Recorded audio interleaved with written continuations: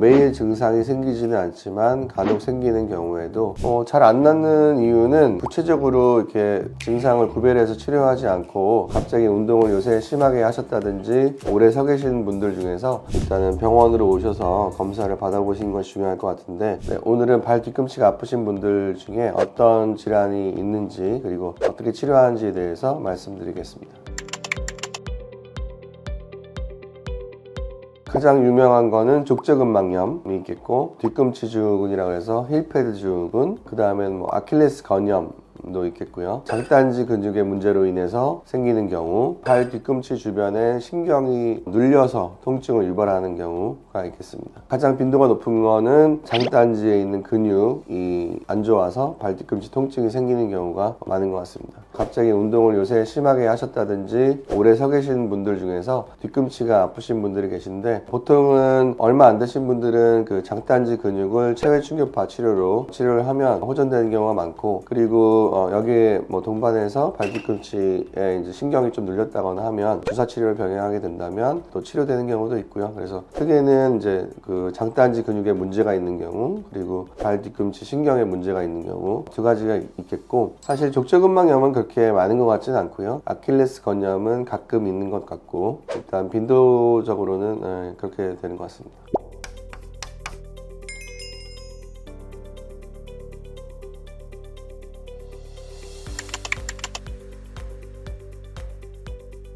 장단지 근육에 문제가 있어서 아픈 경우에는 주로는 체외 충격파 치료 아니면 침 치료를 통해서 치료를 하고 있고요. 그리고 발 뒤꿈치에 염증이 동반되거나 아니면은 신경이 눌려서 통증을 유발하는 경우에는 주사 치료를 병행을 해서 하고 있고, 그 다음에 족저근막염의 경우에도 체외 충격파 치료와 주사 치료를 병행해서 치료를 하고 있습니다. 그리고 아킬레스 건염 같은 경우에는 염증을 가라앉혀주는 치료가 중요하고, 또 장단지 근육도 같이 치료해주는 게 중요한데, 체외 충격파 치료와 더불어서 아킬레스 건 쪽에 DNA 주사와 같은 항염 효과를 갖는 그런 주사제를 주입해서 치료를 하고 있습니다.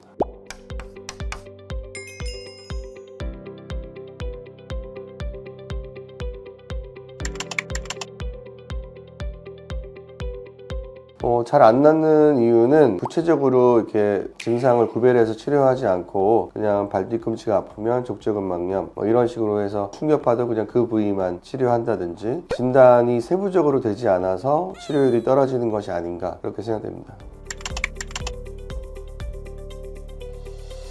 근데 진짜 실제로 족저근막염이고 너무 만성적이어서 안 낫는 경우도 있는데, 이런 경우에도 이제 꾸준히 치료를 잘 하게 되면 낫는 경우가 있거든요. 그래서 체외 충격파 치료나 주사 치료나 다 어느 병원에서나 할 수는 있겠지만, 어느 포인트에 어떤 방식으로 얼마 동안 어떤 간격으로 치료하느냐가 중요한 또 치료 포인트가 될 수가 있기 때문에, 그런 거는 염두에 두시고 치료를 하는 것이 좋을 것 같습니다.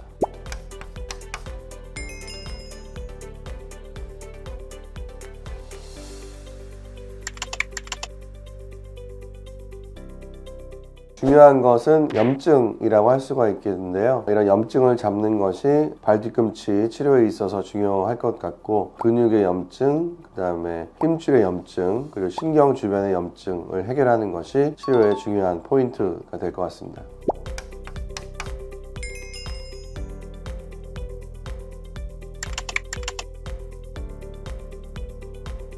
발통증에 오진이 많은 이유는 원인이 다양하기 때문이고, 발통증이 허리에서 오는 경우도 있겠고요, 무릎 쪽에서 내려오는 경우도 있고, 발목과 연관해서 통증이 생기는 경우도 있고, 발 자체 원인으로 인해서 생기는 경우가 있겠고, 또 어떤 경우에는 뇌에 어떤 문제가 생겨도 발통증이 또 생기는 경우도 있겠고, 다양한 원인들이 있기 때문에 이런 원인들을 다 구별해서 진단하고 치료하는 것이 그렇게 쉽지는 않은 것 같습니다.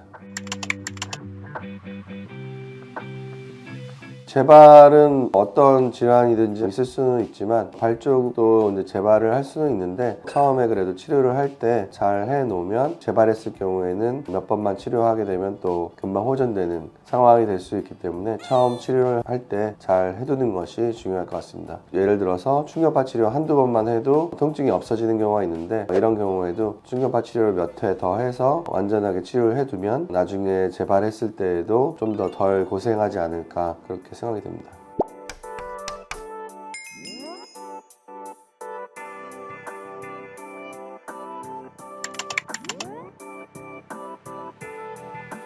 이 이미지에서 보시듯이 발 뒤꿈치를 들고 벽에 손을 짚고 운동을 여러 차례 한다든지, 아니면은 이렇게 발 뒤꿈치를 들고 있는 상태가 좀 유지되게 한 1분 정도 그런 스트레칭 운동을 하시거나, 한쪽 다리는 쭉 편 상태에서 한쪽 다리는 굽히고 벽으로 미는 그런 자세를 취해서 다리 쪽 근육을 스트레칭 해주는 그런 방법이 있겠습니다.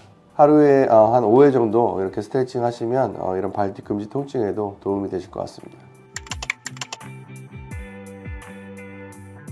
발 뒤꿈치 통증을 일으키는 원인 중에 여러 가지가 있겠지만 통풍인 경우도 있겠고요. 또 강직성 척추염과 같은 그런 류마티스 질환들이 있을 수가 있는데, 이런 통증들이 좀 지속적으로 낫지 않고 오래 가는 경우에는 이런 질환들에 대한 검사를 해보시는 것이 좋을 것 같고, 매일 증상이 생기지는 않지만 간혹 생기는 경우에도 이런 질환들이 없을지에 대해서 한번 짚고 넘어가는 것이 좋을 것 같습니다. 발 뒤꿈치 통증을 일으키는 원인에는 또 발목 터널증후군, 척추관 협착증, 부주상골증후군, 후경골 건염 등의 질환들이 있는데, 이런 경우에 있어서도 저희 병원에서는 초음파 검사나 엑스레이 검사를 통해서 이런 질환들이 없는지에 대해서 확인하고 치료하고 있습니다.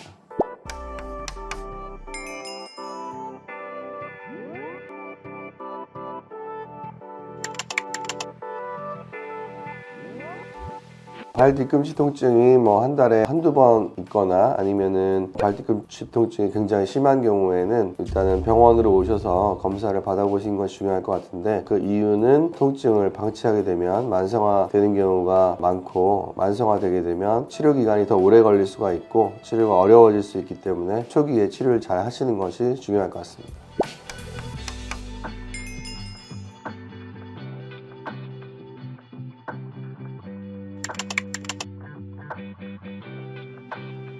발 뒤꿈치 통증이 아픈 원인 중에 이제 허리 쪽 신경이 척추 쪽에 신경이 눌려서 디스크나 협착증 등으로 눌리면서 통증이 발생하는 경우도 있는데, 이런 경우에는 허리 쪽 치료를 통해서 호전시킬 수가 있기 때문에 검사를 통해서 확인을 하고 주사 치료를 시행을 해볼 수 있을 것 같습니다.